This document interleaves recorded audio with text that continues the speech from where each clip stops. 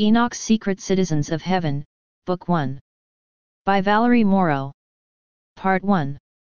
And Enoch walked with God, and he was not, for God took him. Genesis chapter 5, verse 24. Enoch, a possessor of the one mind, lives in a time of turmoil. The curse promised by the Ancient One has come to pass. First Father Adam is dead, without cause. Murder they understood. Father Cain taught them that. But, this sudden disappearance of the life force terrifies the sons of Adam. They must find the bearer of the seed the son of Eve the prophecy declares will cure them from the sickness and defeat death. When Enoch and his powerful rival, Tubal-Cain, set off on a quest to discover the truth, they encounter an unseen world of light and darkness, angels and demons, and even the one who began it all. Enoch learns he must master the key to the forces if he is to battle the evil spreading among the tribes of Seth and Cain. But he must hurry, another power has a plan for revenge, and if successful it will alter the destiny of all mankind forever. This is a fictional work inspired by the biblical account of Enoch. To learn more about the historical account, read the following: the King James Bible, the Book of Enoch, the Book of Jasher, the works of Josephus, the Book of Adam and Eve. This book is dedicated to the Beloved. Prologue. A hush descended over the auditorium as scores of beings ceased their songs of adulation. Thoughts sizzled and cackled, flitting here, there, mesmerizing the spirits as they dared to raise their bowed heads to gaze upon the object of their adoration. Immediately, a strange sensation overwhelmed the expansive room. Intense heat. No chilling, cold, light filled with emptiness surged through each life form. Something incredible was happening. Energy and ecstasy intertwined. Powerful yearnings and unfamiliar ideas poured into their minds. One by one, they awakened. Azam trembled at the reaction, charging and rocking the crowd around him into a frenzy. By the ancient stars I must, he thought, almost losing his intent, leave. Azam wasn't sure what was happening, he just knew he had to reach the door soon, before whatever it was took control of him too. Unable to stand, he rolled onto the floor, writhing as if drunk with the power absorbing the citizens, praying none would notice as he edged closer and closer to the exit. Chapter 1 Enoch. Sweat glistened and formed hot beads on Enoch's strong brow, bronzed like copper from working in the vast lands. Crouched low and tucked behind a humongous father tree, he waited, praying the coverage would be enough. A twig snapped. Leaves crunched. He resisted the urge to flinch, just barely. The creature must be behind him. No weight in front. Again he heard the unmistakable sound of movement just 3 paces to his right side, then quickly again to his left. Maybe he miscalculated, instead of 1, there must be 4 of them tracking him. Tubal-Cain, he thought with disgust. His rival from the tribe of Cain had betrayed him. Even though they were both potential bearers of the seed, both the 7th from first father Adam, and both the next in line to rule in Adam's place, their similarities ended there. Why did I trust him? Enoch thought woefully. Splitting up to search for the healing Alruay was just a guise to lead me into a trap. Now my tribe may pay for my foolish decision. Enoch lifted his small 7-foot frame gingerly, his jet-black eyes surveying his options before risking a move. He would deal with Tubal-Cain later. Right now he had to take cover, before nightfall. Time was running out. The power of the light was diminishing fast, and with it the last of his strength. The beads of perspiration, now streams of salty punishment flowing unhindered down his face, stung his eyes and clouded his vision. Enoch didn't dare blink. He was being tracked by something with a higher intelligence than he had anticipated. Now he knew it wasn't 4 beasts, but 1, with the ability to move fast. If he were correct, the strong scent from the pungent evergreen should cover his own stench. A strong gust whistled eerily through the upper branches of the trees. It stopped. Silence. The blast of air swooshed again. Glory to the light, thought Enoch gratefully, the creature must have moved on. Enoch instantly froze as he realized that wasn't wind. That controlled regular sound reminded him of something familiar, breathing. Something very large was in the wood with him just above his head. Could it see him? Sheer desperation forced him to think again. Maybe this wasn't one of Tubal-Cain's trained animals. Perhaps he didn't send his pack of hunting beasts to kill him after all. What was it? Could this be a cherub, the being the elders had warned them about? Just then, he saw it. Or rather, he heard it. Swoosh! The fading light bent under the movement. He caught a glimpse of flesh, strange flesh. Deep green and then tawny brown like the leaves and trunk of the tree he was hiding behind. Swish! There it was again, and this time the soft red clay vibrated under his calloused feet. Now he could see nothing at all, but he could hear it running. No one had actually seen a cherub in 7 ages. The tale of first Father Adam's last experience with one was enough to put the fear of the Ancient One in anyone. Why was it running? It could have killed him, if it had wanted to. Enoch took a few tentative steps forward. Tracks, you might be fast and camouflaged, but you do have feet, thought Enoch as he followed the oversized imprints. His desire for the rare alrué plant, needed to stave off the sickness overtaking the sons of Adam, outweighed his fear of the dreaded cherubim. Plus, it hadn't killed him when it had the chance. That had to be a sign of the Ancient One's approval. Quickly, Enoch formulated a plan. He could follow the trail right to the outer edges of the Forbidden Garden, gather the alrué plants and head back before the sun sleeps. If he lost the tracks, he would go back to his camp and search again when the sun was born and the protection of the One Mind was the strongest. Encouraged by his plan and the favor of the Ancient One, Enoch followed the tracks deeper into the forest. Mist rising from the ground, thick and fragrant with the musk from turquoise petals hanging overhead, shrouded him from the waist down and cooled his limbs. Refreshed by the spray, Enoch explored his surroundings with curiosity. The alrué grew low to the ground, usually close to a water source, he had been told. The unmistakable scent of sky's tears filled his nostrils, he could just make out the deliberate rhythm of it flowing nearby. The tracks too led in that direction, along with a conglomeration of other mostly four-legged animal tracks, some he knew, others he did not. A huge pterodactyl dove threw the flowery branches above to land high and hidden in the treetops. No doubt he was taking position to hunt when darkness rose. I won't fill his belly, Enoch told himself reassuringly, if he won't listen to reason, I'll subdue him if I must. Enoch could still command most animals while light filled the heavens. True, some of the more rebellious ones, like Tubal-Cain's wolves, were resistant, even at the sun's peak. The softening sky reminded him that his authority faded in the black of the night when bizarre influences overtook the animals. Enoch normally slept with the sun, enjoying the protective rest given by the Ancient One. If he were caught awake at night, he would have to use his skill to ward off any attacks from unrepentant beasts. Without warning, the tracks ended, stopping his fretful introspection just in time. Thank the light! Enoch whispered under his breath. The thick foliage in front of the last supersized footprint hit a sudden drop in the terrain. Enoch clutched a fat vine to regain his balance as his left foot scattered loose soil into the crevasse below. The trails of 4 distinct great waters met in wild abandon at the bottom of the chasm about 100 spans below. He gazed across the canyon. He was close. This had to be the outskirts of Adam's first home. It was bordered by the 4 rivers and separated by a great gulf. A sharper inspection of the lush cliff on the other side rewarded his daring. Alrué. Tons of it decorated the jagged cliffs. It would be plenty enough to sustain the sons of Adam and keep the sickness at bay for at least 7, maybe 8 more generations.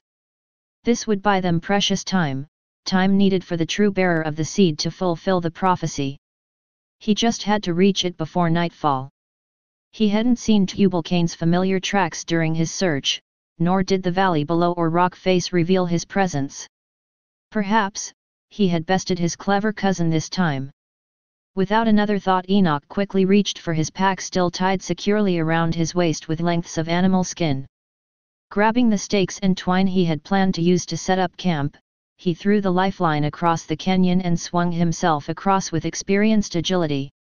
His gentle nature had perfected this method of avoiding confrontations with animals or even men, when necessary. His nimble hands and feet found a home just 2 paces from the Alruay clusters. Edging cautiously towards them, he used his carver to dig into the rock-strewn earth and move him closer to his goal. In a matter of moments he was there. Enoch began cutting away clumps of the leafy vegetation, its stinging, invigorating aroma clearing his nostrils confirmed their potency. Working deftly and quickly he uprooted the leaves from the firm earth and stuffed them into his sack. His sinewy back and wiry arms and legs, used to hard work, ached under the strain of his task. Enoch ignored the pain, knowing he was close to success, when a sharp sensation struck his back. The sound of wingspan stirring near his head made him look up in surprise. He had been so intent on the Alruay that he hadn't noticed the hungry pterodactyl from the forest. It had followed him. His precarious position and blood-stained hands and knees made him an easy target. And now, as the sun yawned and stretched into slumber, darkness awoke. All living creatures knew life was in the blood. When darkness fell, many creatures craved the thick crimson fluid as much as the flesh itself. Circling and diving toward his head in deliberate motions, the pterodactyl attacked again and again. Enoch's carver had connected with the beast, wounding him a couple of times. But, his last reserves of strength left him with the light. The bird was persistent. With blood dripping from its wounded wing it dove again, this time with sharp fangs and claws revealed. If Enoch could eat a little of the Alruay it might restore his life force and give him strength to fend off the flying beast. He couldn't risk using his only free hand to stuff the plant into his mouth. Plus, how much could he eat without the Alruay overpowering him? Too much would bring death. His only chance was to stand and fight. As Enoch lurched to strike deep into the bird this time, his carver slick with sweat and blood slipped from his hand and plunged into the great waters below. It was over. Enoch stared in defiance at the bird's final approach. Suddenly, the pterodactyl changed direction like a startled squirrel and flew towards the forest across the divide. Enoch instinctively knew why when the familiar vibration he'd experienced in the forest returned. A larger predator had arrived. He could feel rather than see the presence overhead. It was the cherub. Some strange fascination made him look up.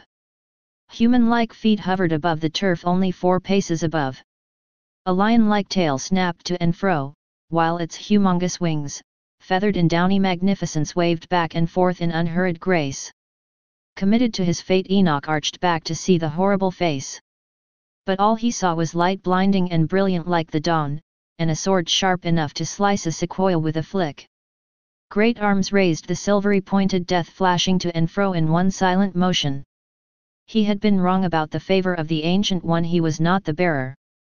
Enoch, dazed by the intense focus from the hidden face, prepared to receive the judgment of the Ancient One. A sound broke his concentration. Enoch. Did someone call his name? Enoch. There it was again, barely a whisper, from his left side. Come. Enoch ignored it. Not only was he going to die, he was losing his mind. Enoch, come now, whispered the voice again. This time a calloused hand also gripped his left wrist, wringing it from its hold on the crevice. This was not his imagination. Enoch turned soundlessly in disbelief as he took in the figure of a man also on the rock face. How did he get here? When did he get here? Enoch wondered silently. I know a way out, the stranger said, pulling him sideways. Don't look at the cherub. Move away slowly. Enoch followed the stranger's lead as silently as he could. His hands were skinned raw now from gripping the rough rocks as he edged sideways towards the stranger. He felt the weight of his pack lighten as he sorrowfully saw the Alruay falling through an opening at the bottom of his pack. I can't fix it now, Enoch realized, forcing back bitter tears. As he moved further and further away from the cherub emblazed in glory at the top of the cliff, he could make out the stranger's features more clearly. He had the look of the tribe of Cain. Thick muscular limbs navigated the rocky surface easily. Chiseled shoulders also tanned by days in the light, bulged with brute strength. Shoulder-length dark hair hanging in chunky cords was restrained at the nape of his neck with twine and animal bone. Pelts of fur covered his loins, knees, and wrists. Finally, they reached a large opening in the cliff, hidden from view by a hanging moss-like plant with white and yellow flowers. This is where he had been hiding, thought Enoch. He had probably seen the whole thing, the attack of the pterodactyl and the cherub's appearance. Maybe the favor of the Ancient One was upon him after all. This stranger had saved his life. Enoch wanted to ask him his name and thank him properly. But the stranger was moving very fast now through the dark winding paths of a cave.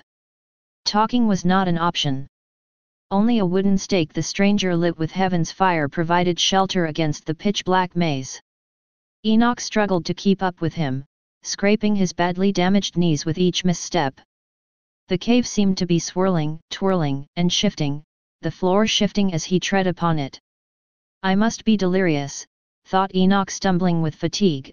If we don't stop soon, I'll collapse in the darkness and never find my way out of here. Oddly, the darkness began to lift from some unknown source. Dim golden light, emanating from the sparkling walls, illuminated the way to a sun-filled hole at the end of the cave. The stranger stood at the opening waiting for Enoch to catch up. Breathless, Enoch ran towards him. Just as he did, the man disappeared through the opening. The bright light cloaked him. Enoch had no choice but to follow. As he stepped through the entrance, shards of light, logic, pain, and joy sliced through him, examining him, separating him until he was no more. Then, after time had its way with him, it released him. Enoch touched his face with a rough hand, not sure it was still there, and stumbled onto a clearing. Soft, well-tended grass, luxuriant and green, embraced his aching feet. The sound of racing water drew his attention onward. There before him was an expansive river flowing, twisting, and surging upwards to a mountain range surely as firm as the ground beneath his feet and as transparent. If his sight were better, he was sure he could navigate the terrain on the other side. The Alruwe, he'd risked his life to gather, grew in joyful abundance along the river's bank. The stranger was nowhere to be found. Chapter 2 Tubal-Cain. Tubal-Cain reloaded and adjusted his pack, bulging with skins and tools, for the 10th time. The simple task reassured him. He was never caught off guard and unprepared. And I won't be this time either, swore Tubal-Cain to himself as he hacked through rods and rods of sweet branch canes. His thoughts circled like the sing-sing birds soaring overhead. Get rid of Enoch. Find the Alruwe. Return before sun sleep. Get rid of, he'd accomplished the first task easy enough. After 3 shades of running through the plains since the sun's birth, he and Enoch reached the tall father trees leading to Avonland Forest. Dedici alitos, he'd told Enoch using Father Adam's tongue and movements to endear and bind himself to his cousin. If he'd simply said, Enoch, let's separate after they'd agreed to search together, Enoch might have become suspicious. He remembered with satisfaction how easily he'd handled his cousin's questions. How easily he'd convinced him to travel with him in the first place. Enoch, honored one who is dedicated to the Ancient One, why should we carry the arguments of our fathers when our load is heavy enough? Forget the test. We should find the Alruwe together and share Adam's rule. Praise the light. That's what I was thinking. We both probably carry the seed, there's no reason for us to be enemies. The elders will listen when they see we obtained the Alruwe as brothers. Tubal-Cain was no fool. The elders might be confused, but he was not. He'd felt the strength of Enoch's one mind before. During the hunt at the last new sun celebration, he sensed Enoch's one mind increasing their stamina for many spaces. They'd hunted all day, and even through the night, until they captured enough beasts to sustain all the tribes through the winter. He knew that staying close to Enoch was the only way he could run the 300 lengths from camp to Avonland and be sure his little cousin wouldn't beat him to the forest. Child, a short chuckle escaped his lips as Tubal-Cain cleared a path through the bush, leaving a trail of slashed sweet rods a length wide. Now that they were in the forest, they were even. Dedici, you go to the left. I will go right.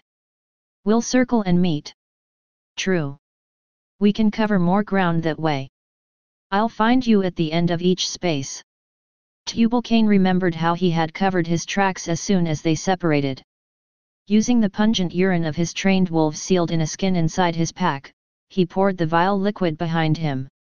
Not even Enoch could pick up his scent now. I can't find his odor either, thought Tubal-Cain, snapping a bulky sweet rod in half with his bare hands. No mind. I don't need him to find the Alruay. He adjusted his pack and continued forging through the brush, muttering under his breath, get rid of Enoch. Find the Alruay. Return before sun sleep.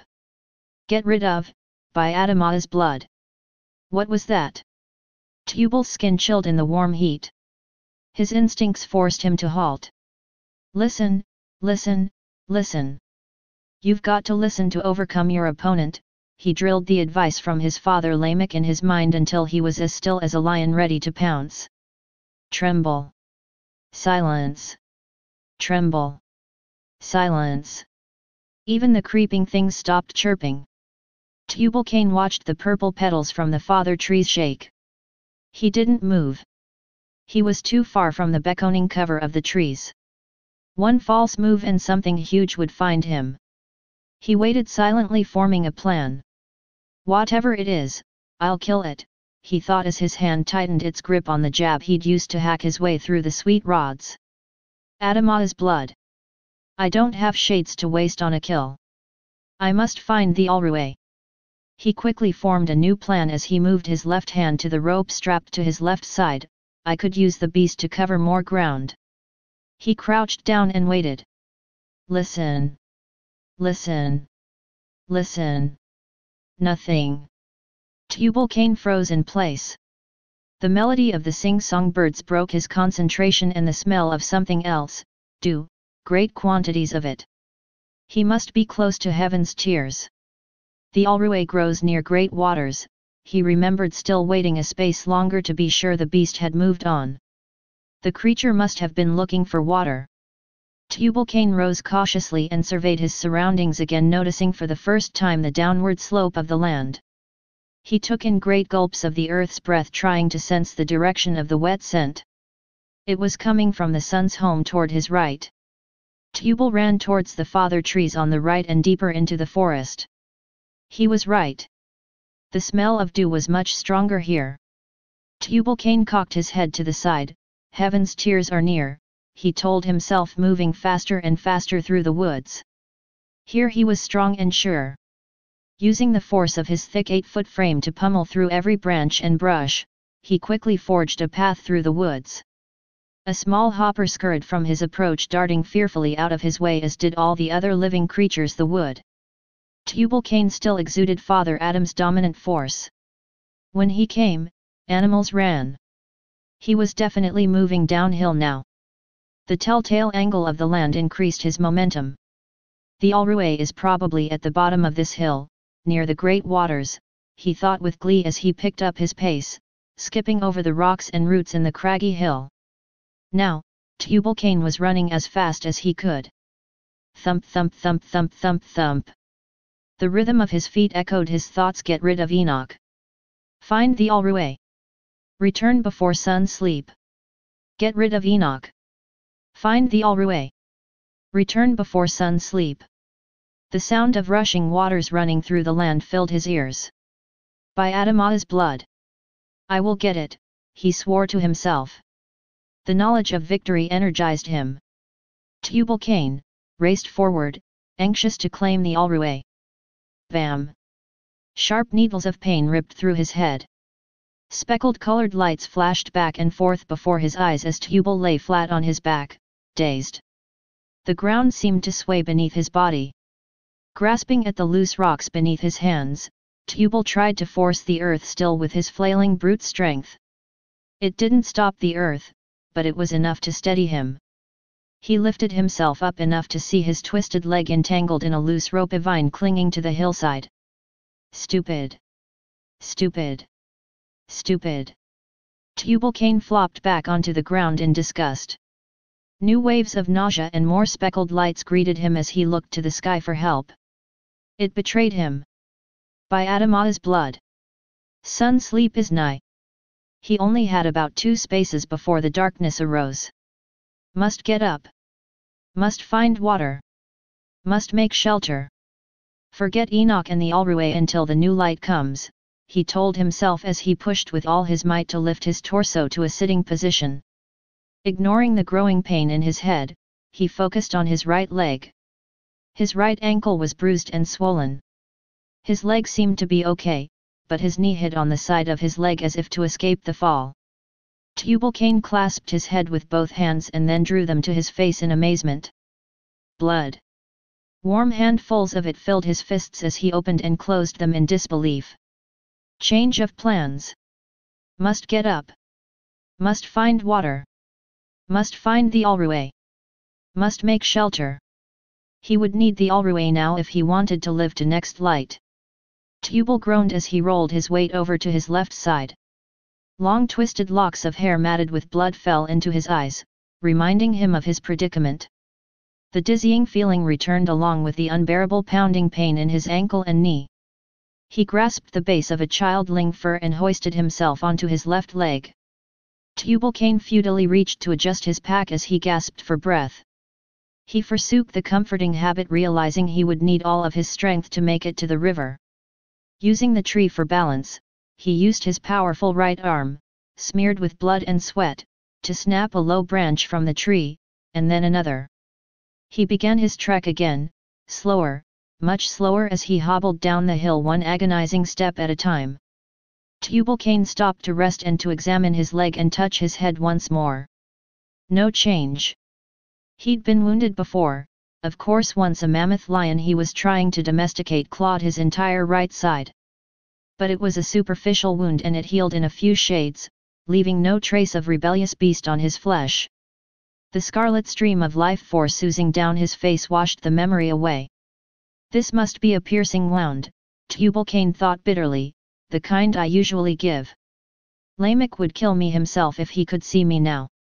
This knowledge urged him forward, towards the river. If there was Alruay there, its power might be able to conquer even a piercing wound. He'd seen the Alruay bring a wounded man back from the edge of darkness. Must find water. Must find the Alruay. Must make shelter, Tubal-Cain repeated, forcing himself to move. He was cold. Darkness was coming. He strained his face upward to see the sun drifting through the towering forest trees. The creeping things began their screeching chant. Squee. Squee. Squee. Their cadence introduced the night. Tubal-Cain noticed the living things, which normally fled from his presence during the sun's reign, begin to scurry back and forth, watching his descent downhill with unsympathetic interest. Golden pairs of eyes stared back at him through the deepening shadows. Ooh! A howl no more than a space away reverberated through the woods. He chilled at the sound. He knew what it meant. They could smell his blood. Wolves!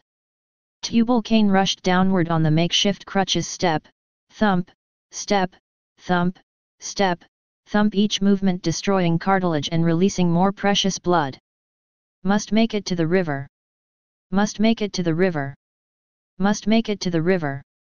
If he did, Alruay or not, he could at least cover his scent and escape a ravenous attack. He saw a pterodactyl swoosh through the branches over his head and land in the treetops. Waiting. Let him dine on the wolves, Tubal-Cain thought triumphantly. He could see the river now, shining in the dim crescent light of night's lover, the fierce tumbling sweetly inviting him to plunge its depths. I can float downstream, make camp and find the Alruay at sun's birth. He knew the wolves would never enter the great waters, not even to satisfy their rebellious craving for flesh with blood. Almost there. Almost there. Almost there. Tubal-Cain's rhythmic hobble ended. Silently a mangy grey and black, four-legged creature appeared before him, like a spectre of doom, blocking his path to the river.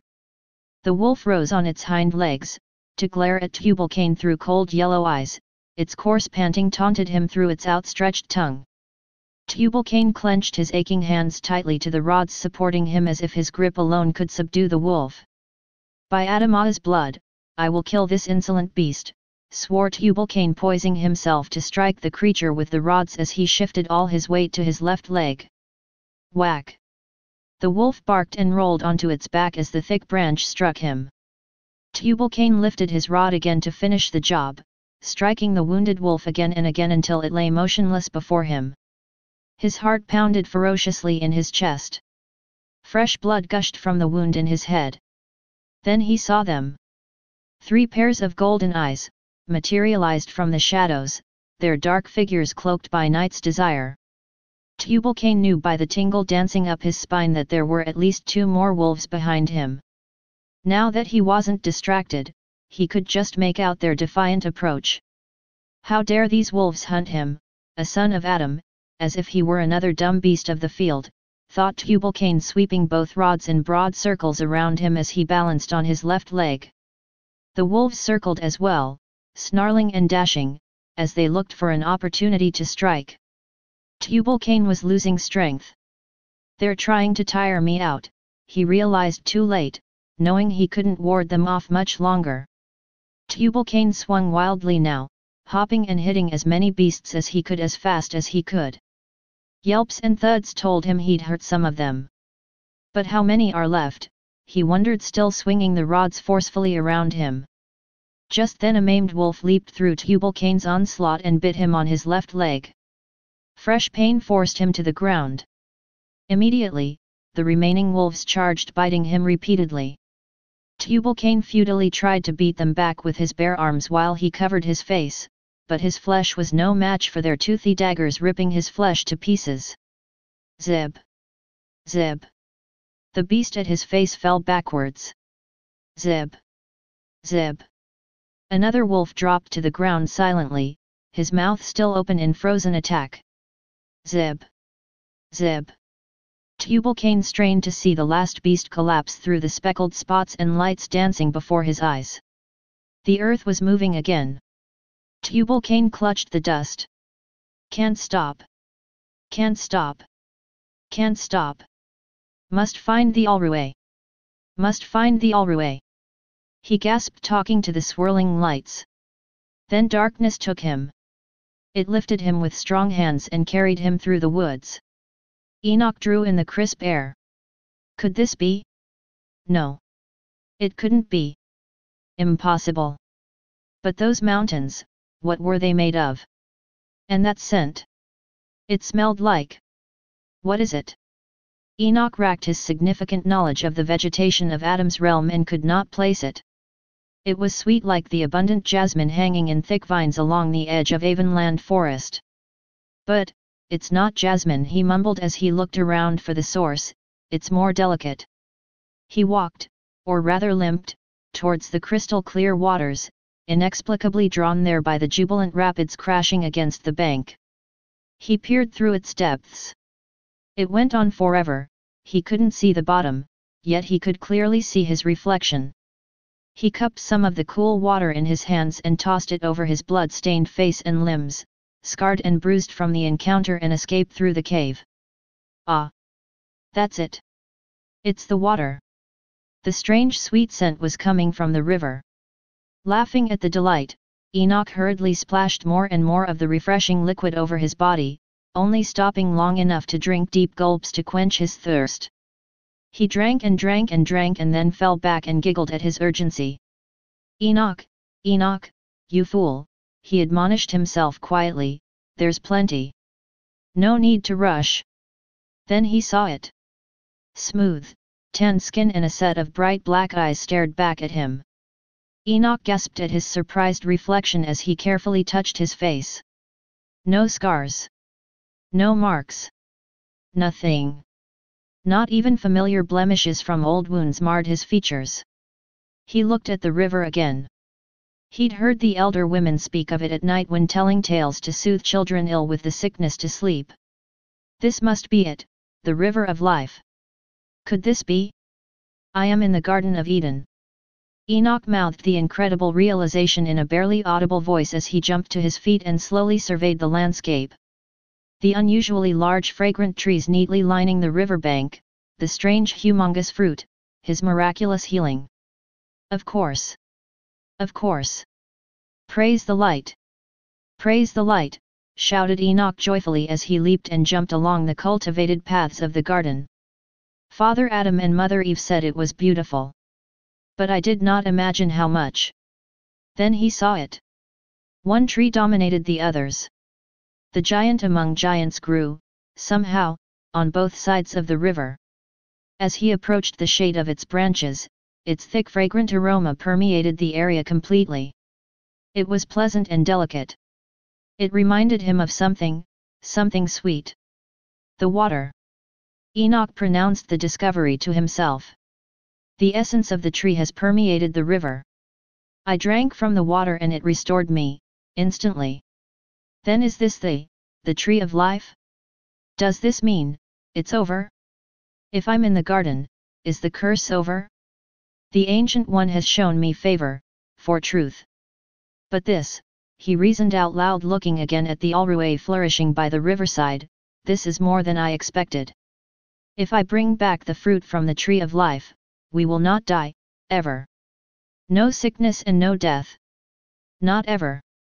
Enoch walked cautiously towards the tree, then paused. He thought again. I dare not take of the tree without permission.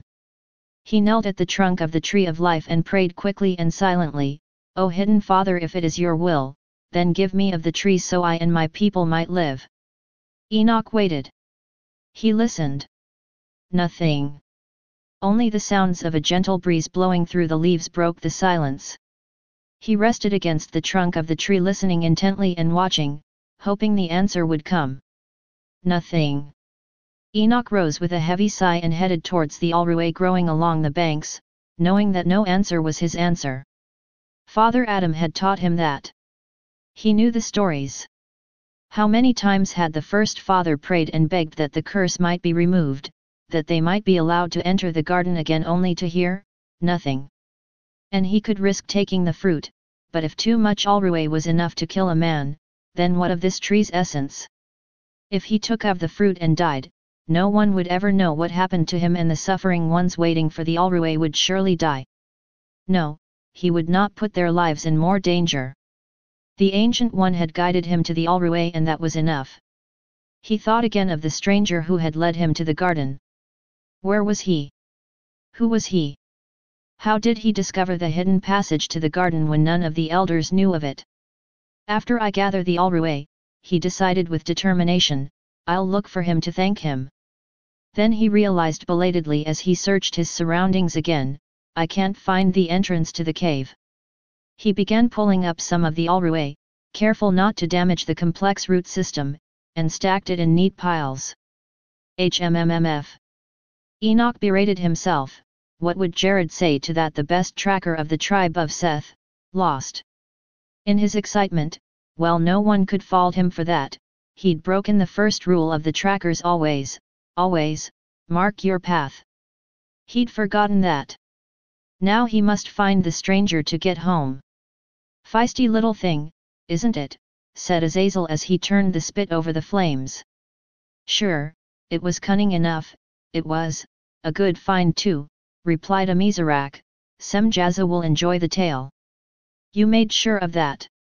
Well, I had to see how it would react. I wasn't sure the babbling thing had sense or not. The confrontation with the wolves was revealing. Good sport, it was. The bows are slow, but precise enough, said Amizarach as he pulled the roasted flesh from the bone, offering it to Azazel. It's good hot, worth my strength, too. The senses don't interest me now. Perhaps later, I'll try your concoction. The bloody thing is waking up, said Azazel, rising to his feet to get a better look, his dark curly locks blended and mingled with the night. The crescent moon barely illuminated the shivering maimed figure lying just outside the fire's reach. The sound of rushing water roared nearby, drowned out the sounds of the camp and filled the air with a fine perpetual mist. Azazel welcomed the spray and the additional guest. You should move it by the fire. Perhaps it will improve. Those wounds look terrible. Never seen anything like it, I haven't. I did tell you to do something sooner, said Amizarach in between bites of cooked meat. Well, it's by the river now, just like it wanted. How was I to know it wouldn't do something on its own? I was waiting for it to do something fantastic, something surprising. Instead, it just let those four-legged fur balls have their way. Indeed, it was pitiful, it was. You did save it. Very dramatic indeed, Amizarach commended him as he tossed the remaining bones into the fire. Perhaps you're right. The fire might do it some good. I want to question it before we show it to Semjaza. He hates to be bored. If it's dull I'll give it back to the wolves, said Azazel laughing. It'd be better to face the wolves again than to bore Semjaza. True, that is, agreed Amizarach with a snort and chuckle.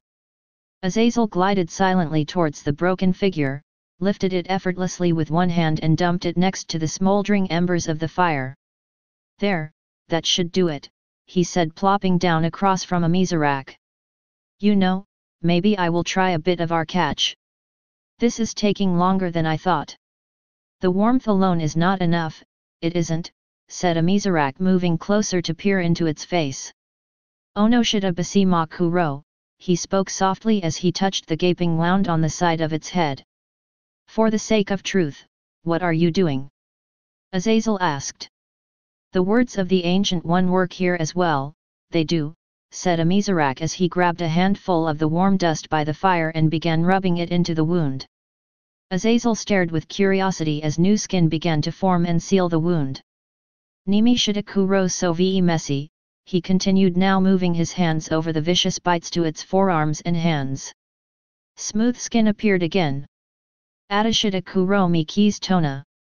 The warped right knee moved back into place and the swollen purple ankle returned to its normal coppery hue. Interesting.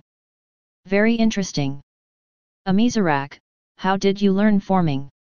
It's really not forming, it isn't.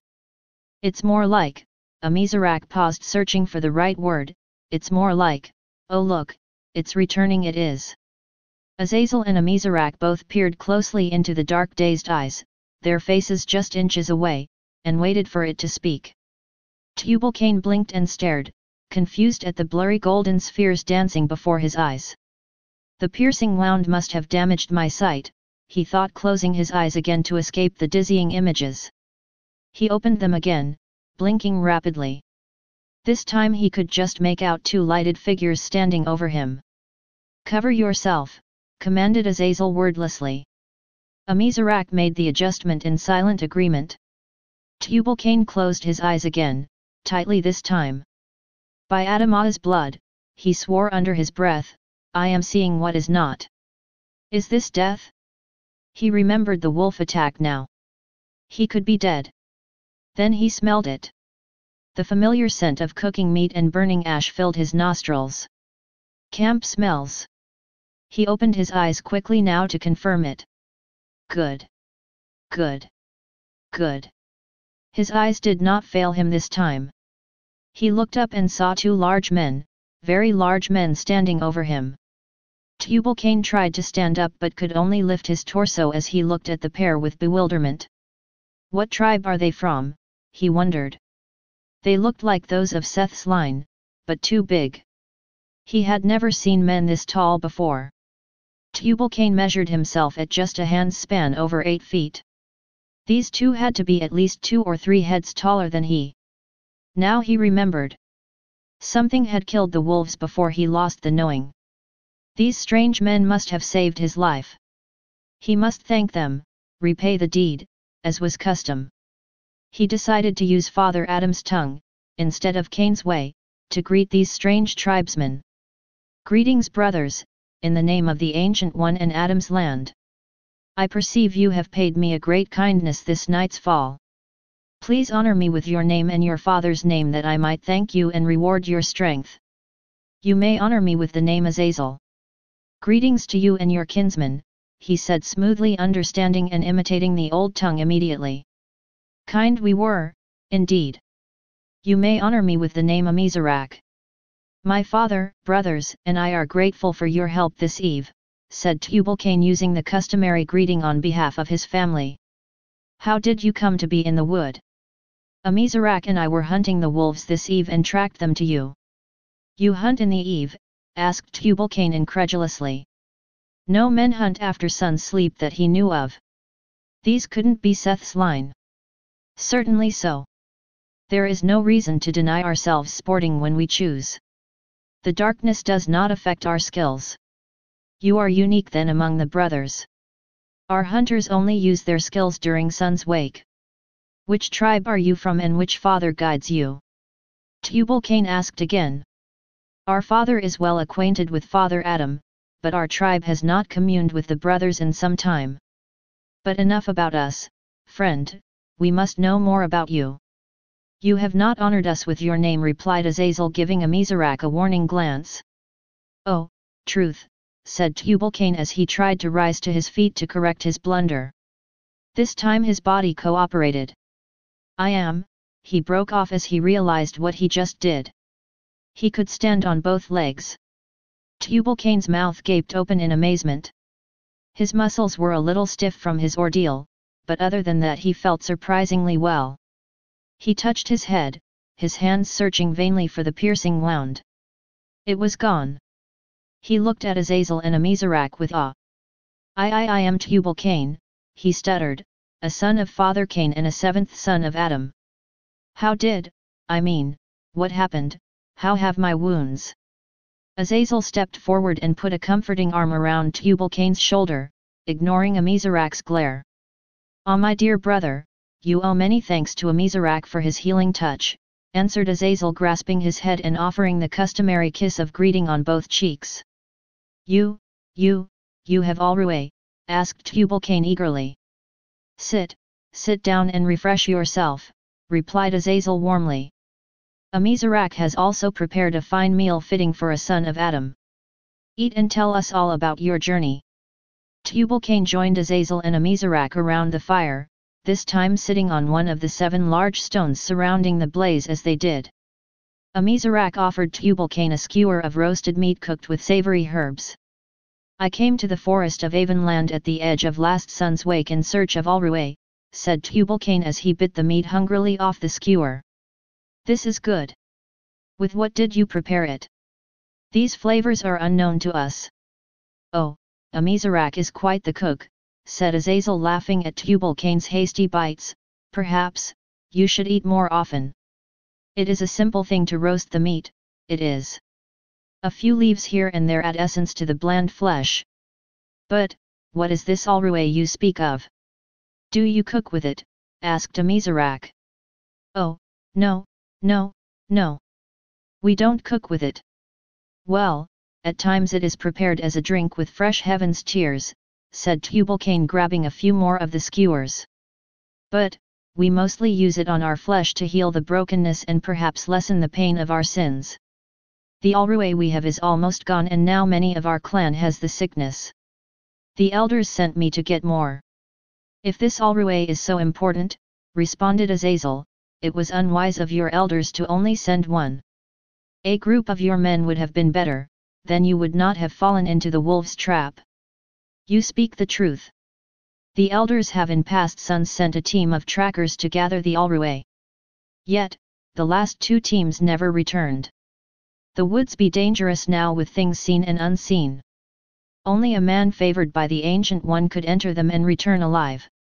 So the elders sent me and my cousin Enoch to retrieve it to determine which of us be the favored one, explained Tubal-Cain. Oh, a challenge, said Azazel, how delightful. And what would the winner of this challenge receive?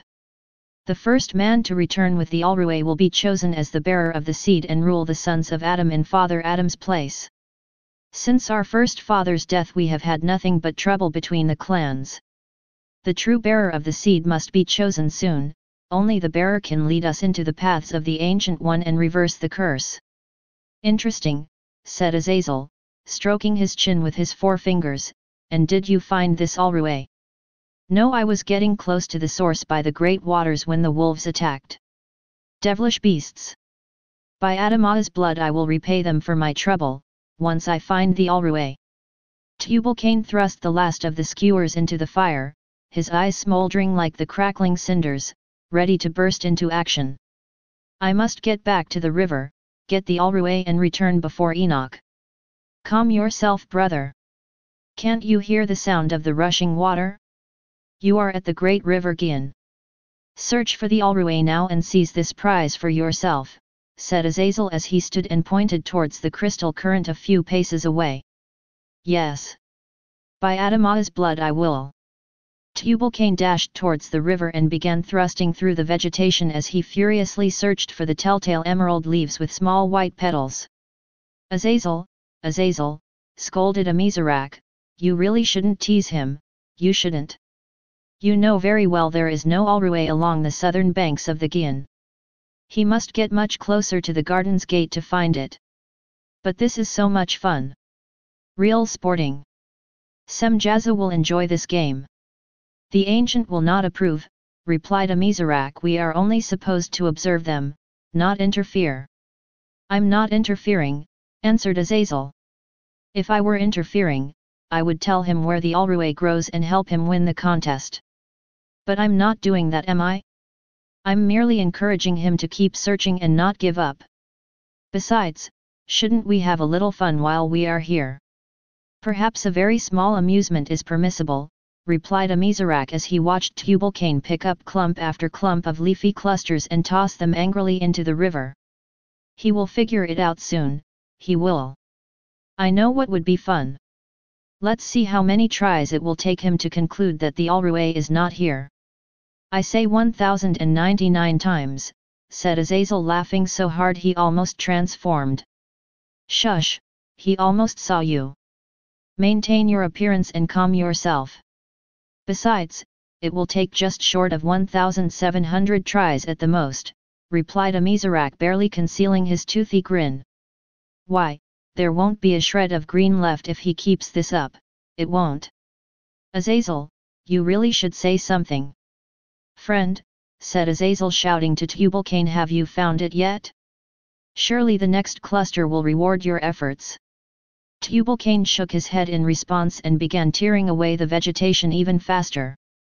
That's not what I meant. I know, replied Azazel finally controlling his chuckles. I'll give our catch a hand. His determination is inspiring. Must find the Alruay and return before Enoch. Must find the Alruay and return before Enoch, muttered Tubal-Cain to himself as he charged back and forth in large arcs, grasping and tearing away everything in sight. Azazel strode leisurely towards Tubal-Cain, searching the ground as he neared. I don't see it either. Perhaps, the light of sun's wake will aid you? You might destroy the Alruay trudging about in darkness. And you've gotten along very well without it this long, waiting a few more spaces will do no harm. Suddenly, Tubal-Cain stopped in his tracks. Fistfuls of leaf and dirt fell forgotten out of his muscular grip. By Adamah's blood, you're right. My vicious wounds are no more, thanks to the power worked by Amizarach. And no Alruay did this healing, for you didn't know of it, nor was it used upon me. I would have smelled the strong essence, for truth. The Ancient One must have guided me tonight through these dangerous woods, knowing I would find you. But Tubal-Cain rushed on, silencing Azazel's interjection fervently. Far be it from the Ancient One to force a son of Adam, bearing his image, to be subject to the power of a mere vine.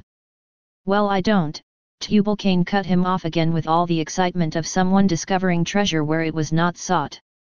Surely another brother bearing his likeness with the knowledge of the light and its power must be the source of our redemption. My brothers, you are better than any Alruay. Come now and tell me how this wondrous deed was done, insisted Tubal-Cain breathlessly. You must tell me and return with me so we may share this light with the others. Our sons and daughters will be redeemed through you. Azazel's confident smile faded as he realized too late the nature of the human. They are not like intelligent beasts shoved into the image of the beloved, Azazel thought, remembering Lucifer's complaint, they are something more. Azazel composed his racing thoughts as he planned his response. Perhaps this is truth, said Azazel plainly. Why the delay, brother?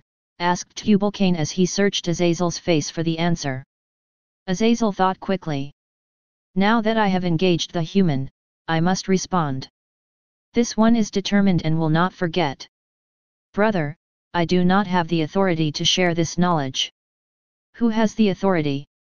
We must appeal to him quickly. Enoch may have already found the Alruay and returned to our people with a false cure. If he does, he will be selected as the bearer and misguide our people.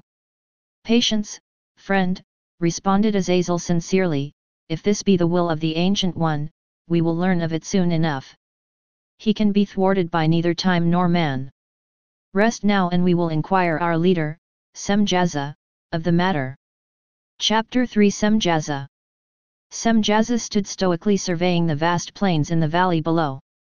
Stray crystal flakes drifted down from the liquid stratosphere above and danced about his handsome features, vaporizing instantly from the light of his countenance. From his vantage point on Mount Arita he could see the movement of the tribes clearly, and that was his primary duty. What are they up to now? He asked himself as he looked below for the answer. He noticed that all of the sons of Adam, even the tribes of Cain, had gathered together in the plain just beyond the Avonland forest. He directed his eyes to focus in on individual groups. He could just make out the tops of their makeshift tents and a few scanty sycamore trees. He scanned the area and adjusted his gaze again. Ah, that's much better, he thought. With the help of his keen eyesight, a recent gift from the Ancient of Days, he could now clearly see their facial features and the surrounding landscape in great detail.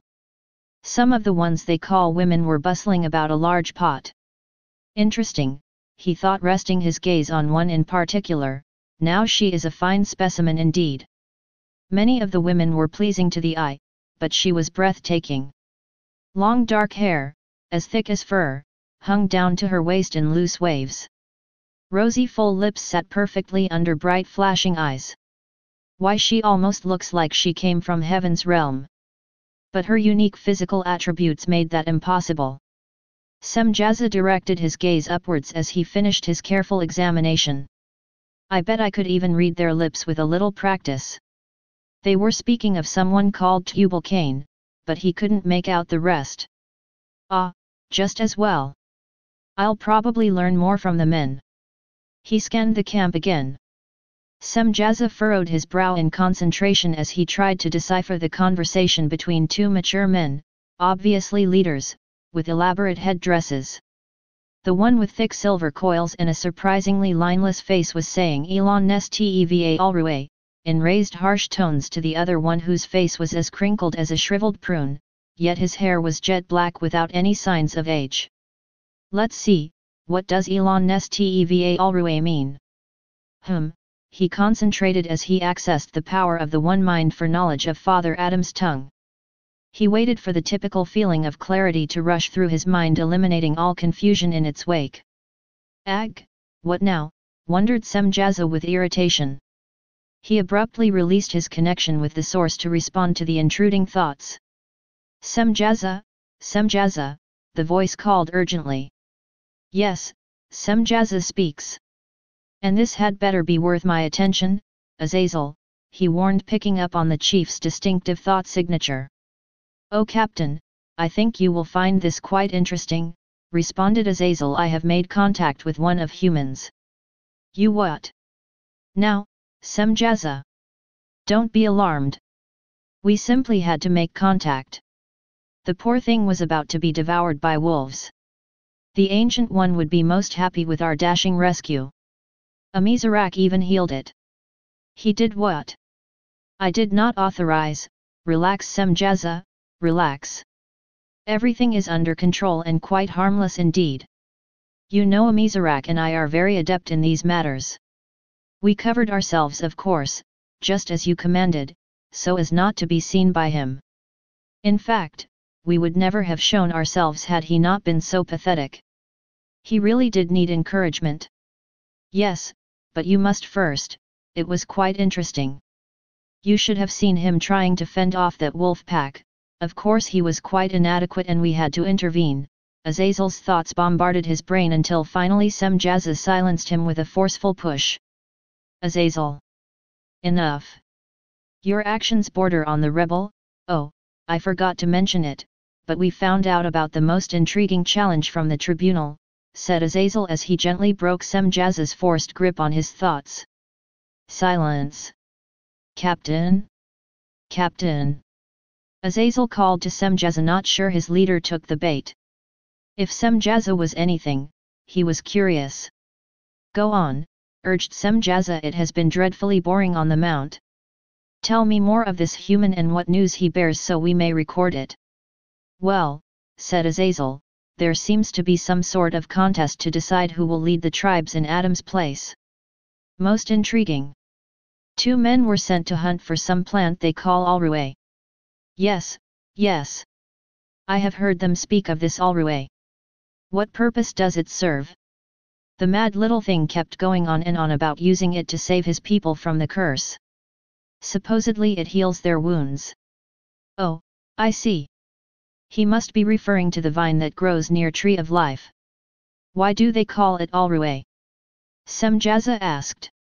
I have no idea. It must have been a name Adam came up with when he developed their tongue. Very primitive sounding, if you ask me. Well, the vine only reaches to the outer edges of the Garden of Eden, along the cliffs of the river Gihon, said Semjaza. It would be foolhardy indeed for any son of Adam to attempt to approach even the outer edge and risk retribution from the cherubim. Exactly, Captain. Which is why I did not lead him to it, even though it would help him win the contest. I did show great restraint.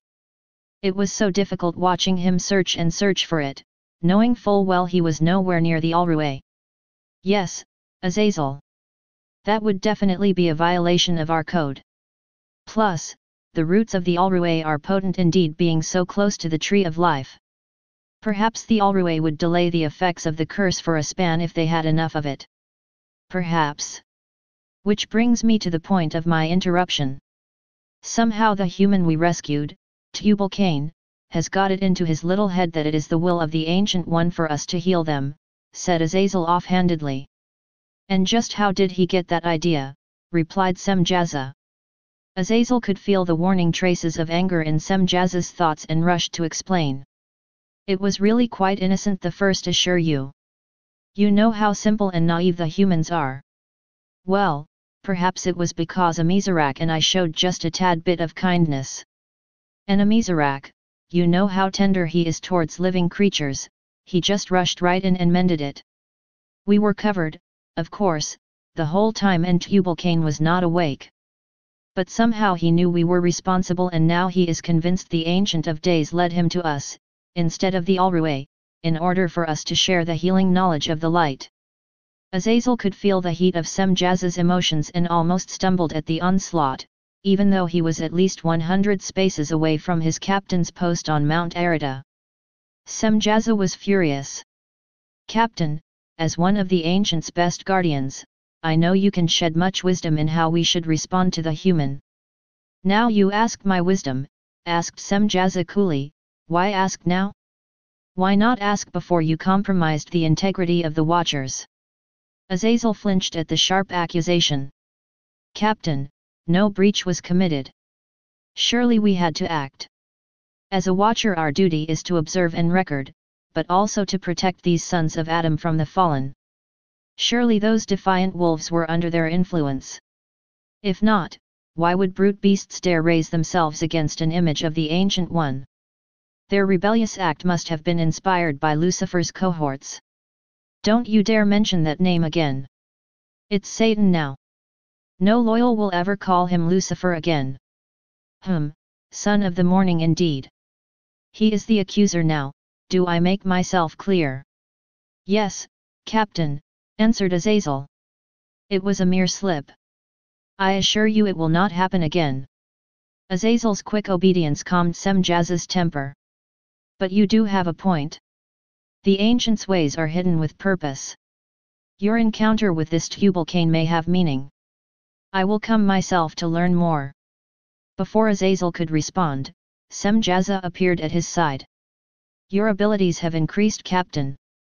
Yes, Azazel, another gift of the Ancient One bestowed to help me keep track of my charges. Now, take me to him so I may assess this Tubal-Cain. Certainly, Captain. Enoch made quick work with the alruwe. He'd repaired the hole in his pack with a series of knots and was just stuffing the last of it inside, just enough to give portions to those seriously ill with the sickness and to start a crop of their own, when he heard the sound of voices. 2 men were talking. It couldn't be. Were more men in the Garden of Eden? It must be the stranger, coming back with help. Glory to the light. Just in time too. I should return soon. Enoch swung around to greet the strangers. He opened his mouth and froze.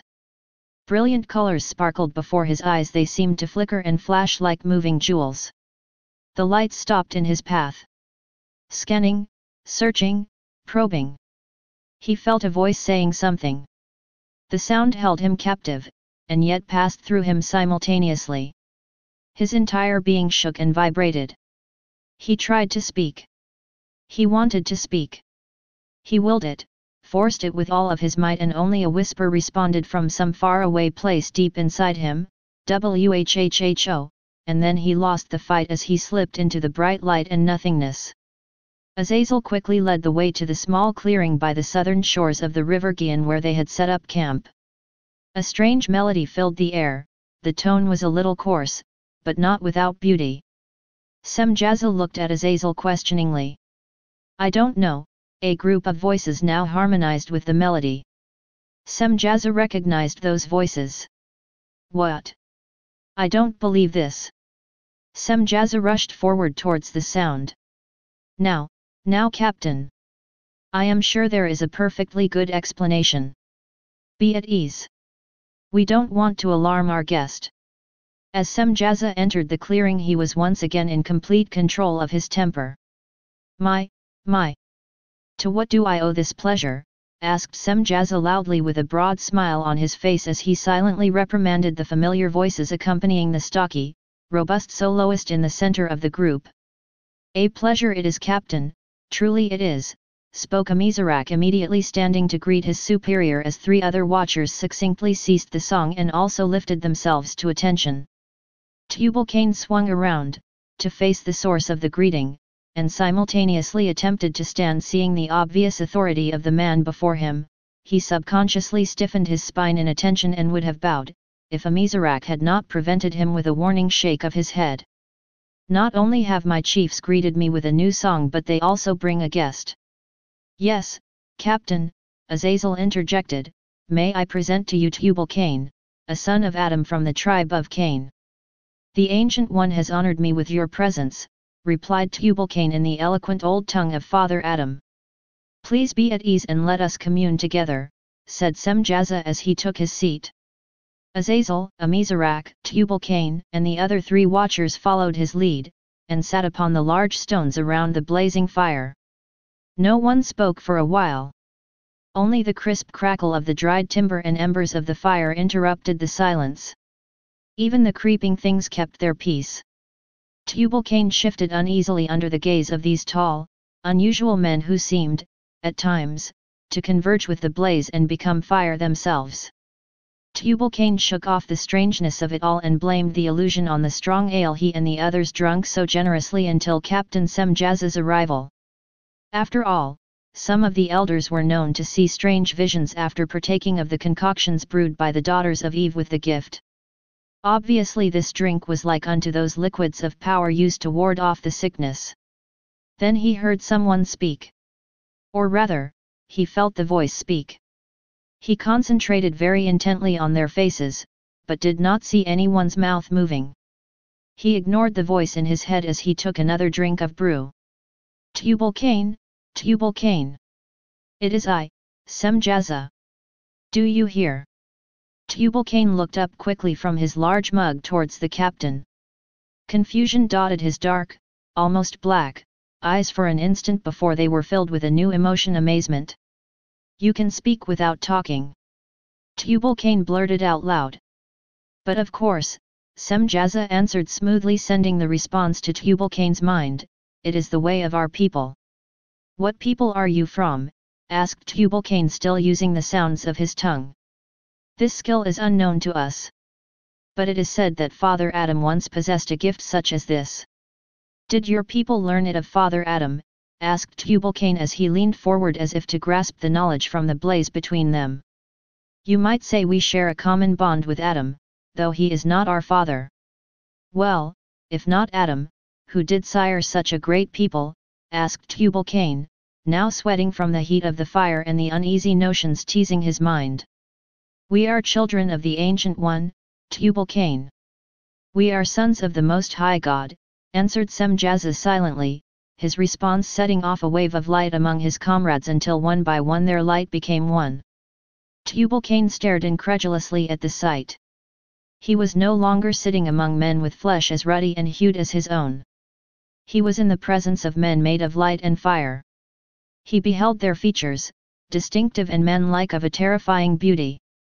Tubal-Cain threw himself to the ground, his mouth inviting the taste of the familiar earth, but before he could prostrate himself in worship as he saw the elders do at the altars of sacrifice, a hand drew him to his feet. Do not bow to us as we are not worthy to receive that which belongs to the Ancient of Days, admonished Semjaza, once again taking on the fleshy image of his essence. Azazel, Amizrak, and their other comrades followed his lead, now appearing as ordinary men of superior stature. Leave us, Semjaza commanded the others, so that I may speak with our guest privately. Tubal-Cain watched the men disappear through the forest. Captain Semjaza, on behalf of my fathers, I thank you for hearing my request. I am sure you will agree to help us once you understand the great. Semjaza lifted his hand to fend off the appeal and spoke. Son of Adam, it seems you are in a precarious position and we know not what to do with you. You have received of our virtue bestowed upon us by the Ancient One and it has made you well when you should have perished had we not intervened. It is obvious that through our actions, misguided though they may have been, said Semjaza loudly as he glared meaningfully towards Azazel and Amizrak standing in the distance who threw his hands up in innocence at the rebuke, you may now play some role in the Ancient One's plans. Indeed we sons of God are here to perform some beneficiary service to the sons of Adam. However, the extent of our service has not been revealed. Like you, we watch and wait for the prophecy to be fulfilled. You know of the promise given to first Father Adam and Eve, the mother of all living, responded Tubal-Cain.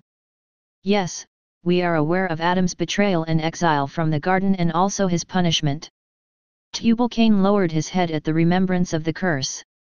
Yet in the fullness of your time, Semjaza continued, the Ancient of Days said the seed of the woman will crush the head of the serpent, who tempted her to do that which was evil. There is hope. The elders of my tribe believe I am that hope, the chosen offspring, who will deliver all of the sons of Adam from the curse.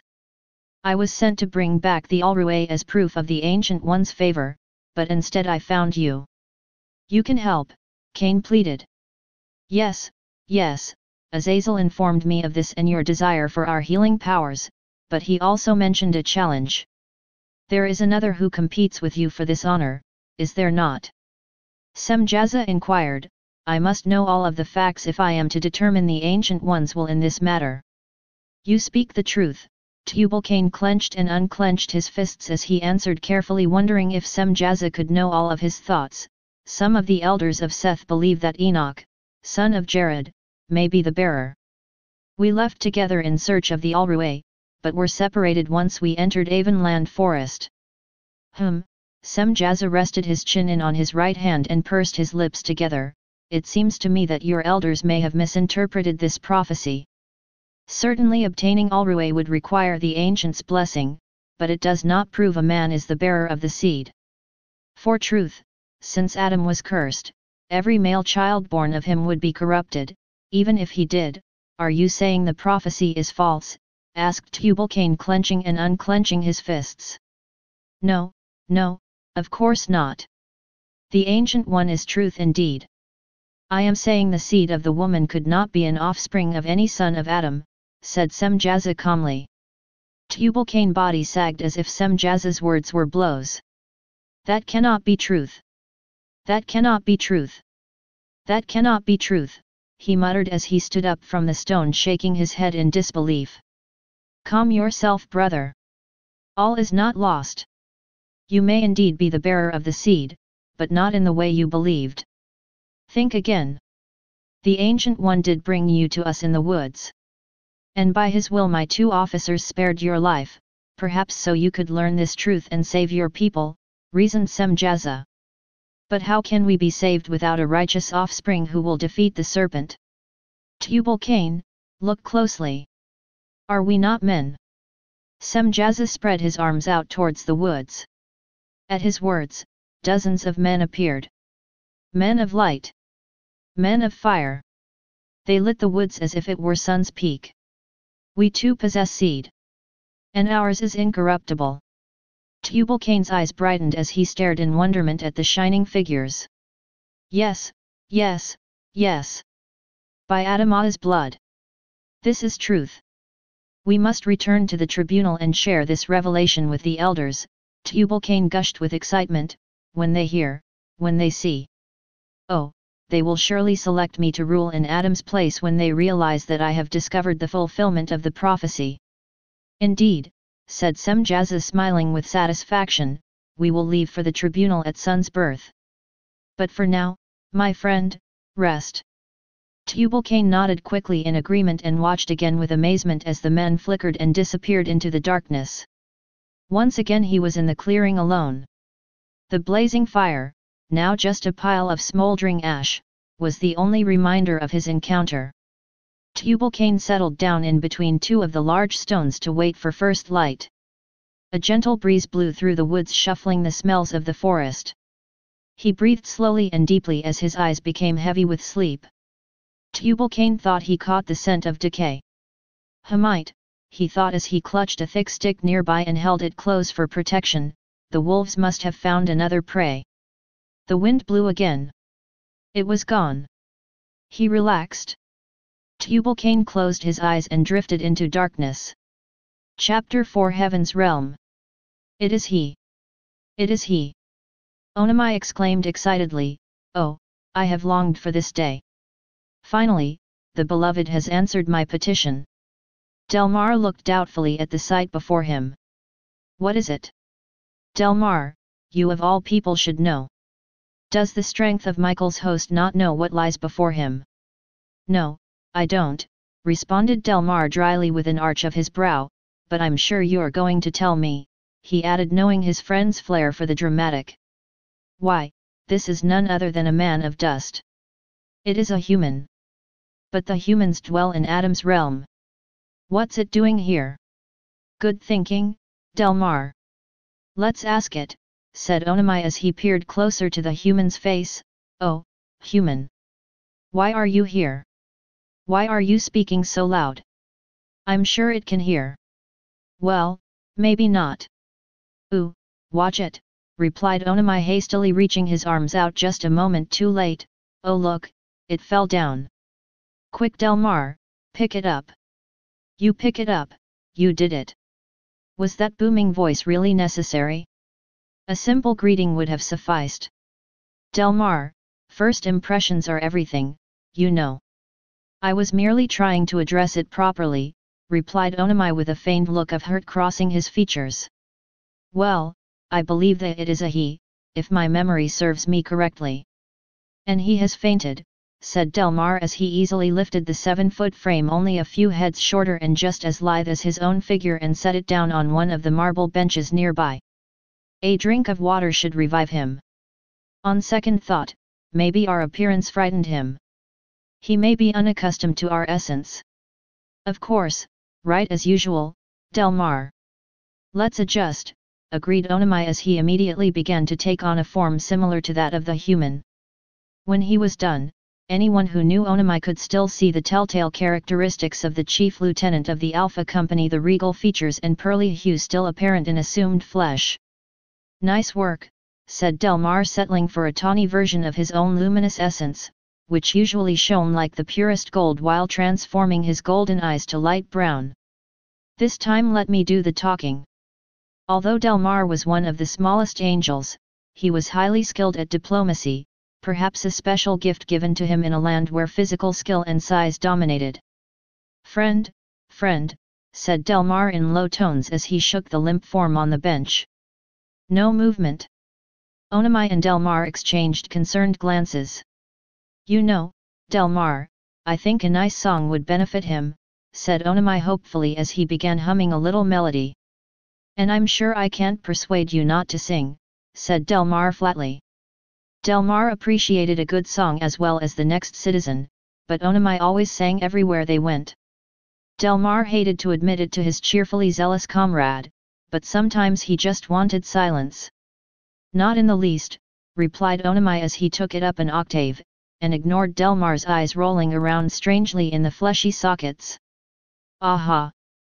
See here friend, my song is working, added Onamai with a crooked grin. At first Enoch thought he was dreaming. He was home again. He could hear birds singing in the distance as the light of the sun pushed the shadows of the night away. He opened his eyes.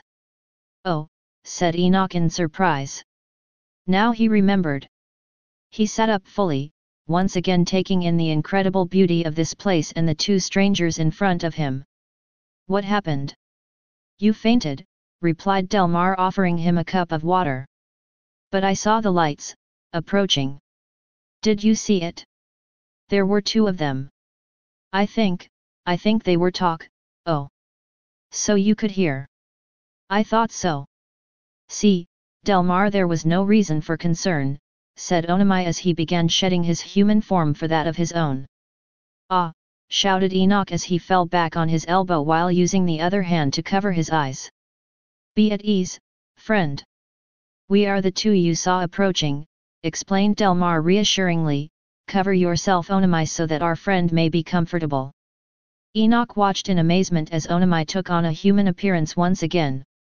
Oh, I do apologize, most sorry for your trouble. No harm intended. So, does clarity harm your eyes? Asked Onamai. Clarity? Yes, we all exhibit clarity here, in all of its nuances. You become accustomed to the brilliance. Although I must admit, I do understand how you feel. When the beloved shows himself in all his clarity, it can be most overwhelming. I almost have to leave his presence, admitted Onamai ruefully. The beloved? Who is that? Excuse me, friend, interjected Delmar, but I believe proper introductions are in order. I am Delmar, Chief Strategic Analyst, Alpha Company, and this is Onamai, Chief Archery Specialist. I am Enoch, son of Jared and the seventh son of Adam. I guess you could call me the hope of the tribe of Seth and the chief tracker, well sort of. Enoch stopped short as he remembered he could not find his way out. Well, excuse me, I don't mean to be rude, but what sort of men are you? We are not men, said Onamai as he stifled a chuckle, we are sons of the Ancient One. Adam had brothers. Enoch's eyes widened with shock at the thought. The elders never mentioned any brothers of Adam. Oh, I see, the Ancient One must have created brothers of Adam that did not sin and were not exiled from the Garden of Eden. Enoch rushed on, speaking faster and faster, praise the light. The elders will be elated with the revelation that we have kinsmen that still dwell in the guard. No, friend, you misunderstand, Delmar butted in hastily before Enoch could continue. We are not brothers of Adam. We sons of the Most High God were created before the beloved formed Adam. Where do you believe yourself to be? Well, the Garden of Eden, answered Enoch hesitantly, trying to ignore the strange sensation coming from the pit of his stomach. This time Onamai could not contain his laughter. Friend, you are quite mistaken. This is not the Garden of Eden. This is the Garden of God, glory of heaven's realm. Delmar, wait, oh, he's done it again. Quick, Delmar, pick him up. Enoch recovered quickly as he raised himself back onto the marble bench, noticing for the first time the intricate craftsmanship of the complex design contouring the cool surface. He steadied his weakened knees by pressing them firmly into the shimmering fine rocks underneath his seat. He looked again at the two eager faces standing over him with a bizarre mixture of curiosity and concern as they spoke in quick hushed tones. Why must you keep on shocking people and carrying on? Everything is not a joke, you know, said the smaller of the two. Well, how was I to know he would? Oh, see, he's coming around now, said Onamai, smiling broadly as he gave Enoch a hand up. Friend, Tell me, will you be falling down frequently? Because if you will, I would be most happy to take you to a very soft place where you can fall, faint or whatever that flopping thing is as much as you like. Just ignore him, Enoch, said Delmar, taking a seat on the bench opposite him. We are terribly sorry for the surprise. We didn't realize you would react so strongly, said Delmar tactfully, or come here without knowledge of your destination. And I believe what we would like to. How did you get here? Asked Onamai, cutting Delmar off. Sons of Adam are not permitted, said Onamai succinctly. The new focus and determination crossing Onamai's features made Enoch a little uncomfortable. He stammered as he tried to explain, well, I don't know really. Onamai's stare sharpened as he instinctively moved his right arm to the pack on his back. Enoch, familiar with the bow himself, knew his next words were critical to his survival. I was looking for Alruay that grows along the cliffs on the edge of the hidden garden. Alruay? Asked Delmar. Yes, Enoch replied quickly, pointing towards the pile he had stacked so neatly by the river. My people are in desperate need of the Alruay to ward off the sickness. Oh, you mean the Lokiva of El, which bears healing, said Delmar, recognizing the familiar plant. Well, yes, it does restore us, acknowledged Enoch, and we must have it or suffer horribly until the bearer of the seed destroys the serpent. That still doesn't answer the question, Onamai said in a steely voice. How did you get here?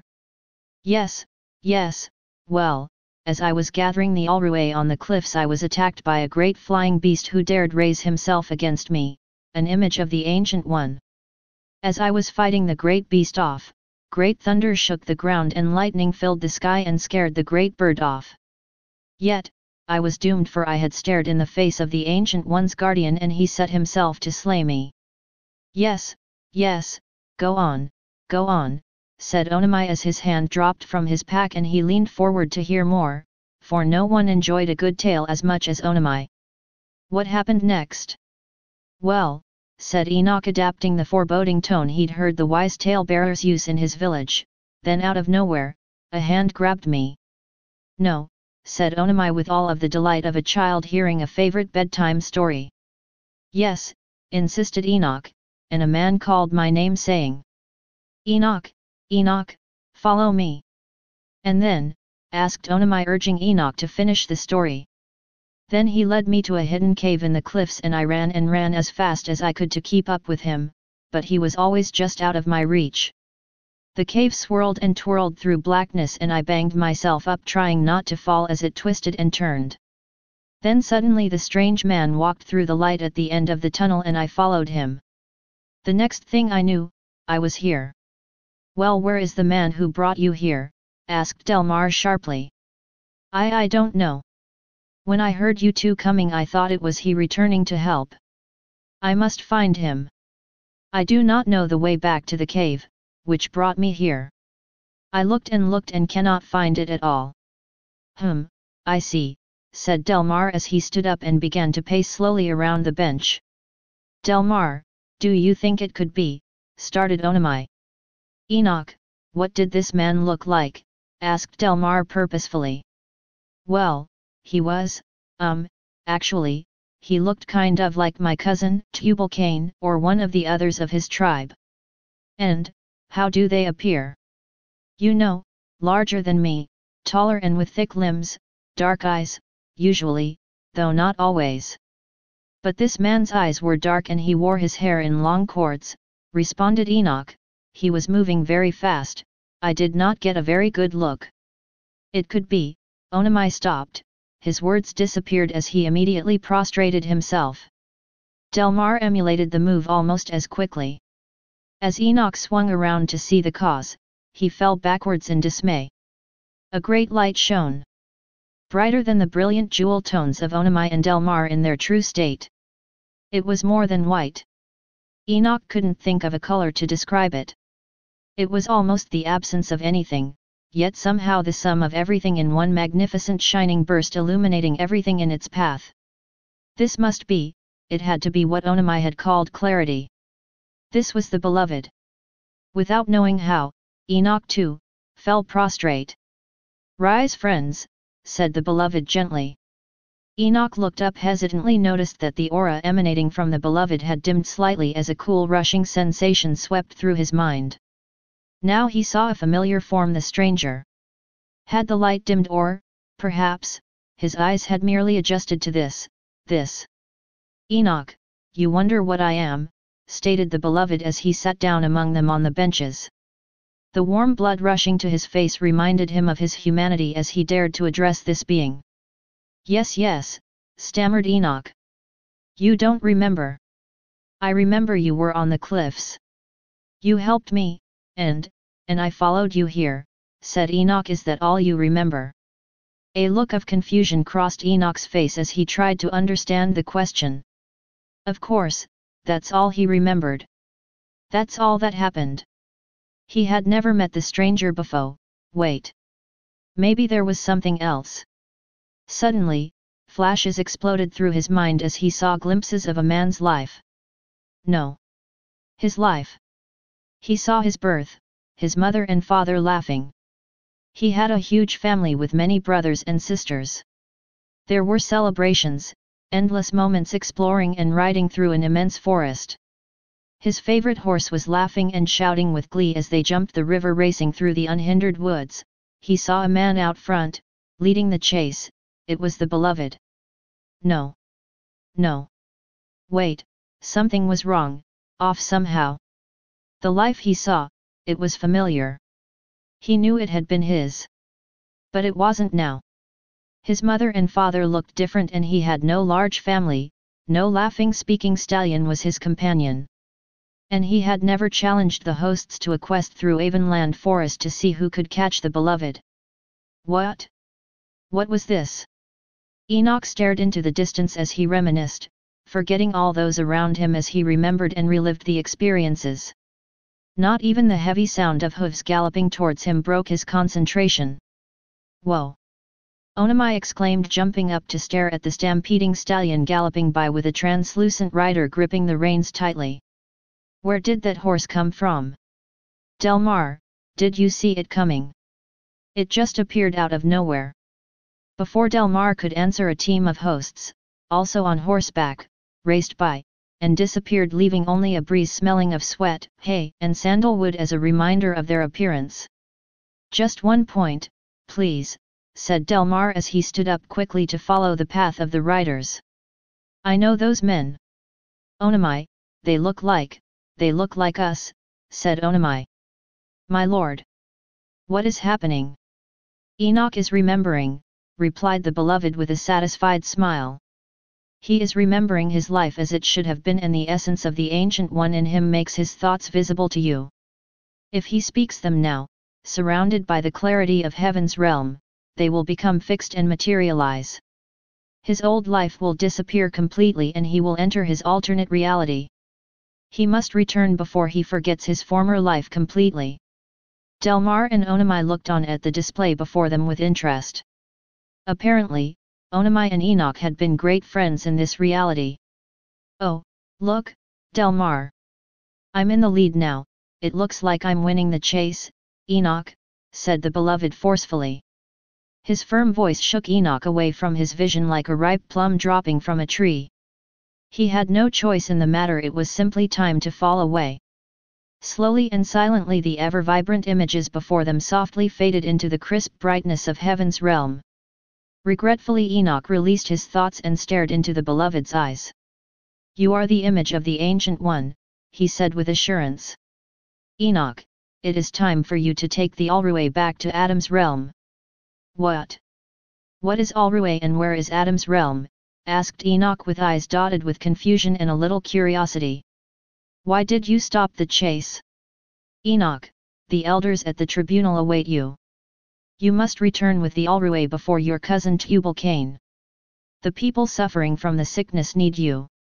Pinpricks tingled and tickled his mind until he had a clear vision of the camp, the elders of the tribe of Cain and the tribe of Seth decreeing the contest. He saw Tubal-Cain and himself running towards Avonland Forest. He remembered the fierce confrontation with the pterodactyl and his escape from the cliffs. He felt the forgotten sense of urgency return. Yes, of course, my lord. Onamai, spoke the beloved, glancing at the two officers as he rose, and Delmar, show Enoch the way and make sure he returns safely with the Alruay. Take Azum with you. Adhere to the code. Yes, my lord, Onamai and Delmar said simultaneously as they bowed low. Before they could rise, he was gone. This concludes Enoch's Secret Part 1 of 5. Please select Part 2 to continue listening to this audiobook series.